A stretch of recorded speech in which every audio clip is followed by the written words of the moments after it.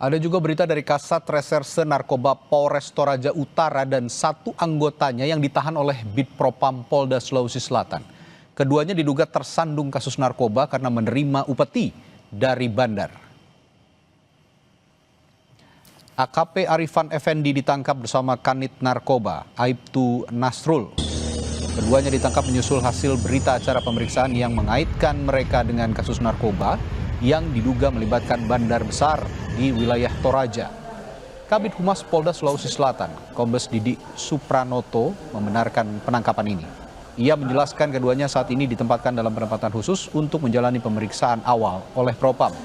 Keduanya diduga terlibat dengan adanya aliran dana yang mengalir dari jaringan narkoba dengan menyetor 13 juta rupiah setiap minggunya. Telah mengamankan AKP AF Kasatres Narkoba Polres Toraja Utara dan Aibtu N, yaitu Kanit 2 Res Narkoba Toraja Utara.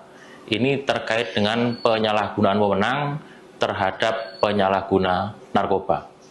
Sekarang sudah dilakukan patsus oleh Propam dan masih terus dilakukan proses pemeriksaan untuk selanjutnya dilakukan nanti sidang kode etik. Dan untuk perkembangan nanti akan saya sampaikan kepada rekan-rekan. Beralih ke sidang kasus anak buah kapal Fandi Ramadan atas dugaan membawa 2 ton sabu kembali berlanjut. Fandi dan sejumlah terdakwa menjalani sidang dengan agenda pledoi atau pembelaan. Sidang digelar di Pengadilan Negeri Kota Batam. 6 terdakwa termasuk Fandi Ramadan yang diduga menyelundupkan 2 ton sabu menjalani sidang. Kasus penyelundupan 2 ton sabu berawal dari penggerebekan Badan Narkotika Nasional BNN dan Bea Cukai Kepulauan Riau di perairan Tanjung Balai Karimun 21 Mei 2025.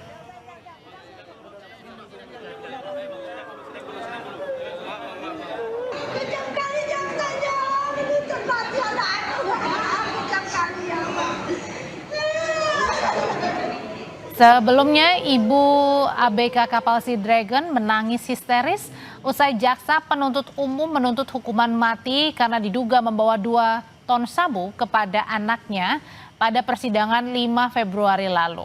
Keluarga menilai Fandi tak tahu jika kapal tempatnya bekerja membawa sabu. Kuasa hukum Fandi mengungkap ia bekerja di kapal tanker Sea Dragon karena mendapat informasi kapal tersebut membawa minyak. Dan saat keluar ruang sidang, Fandi sempat bersimpuh di kaki ibunya sebelum dibawa ke mobil tahanan.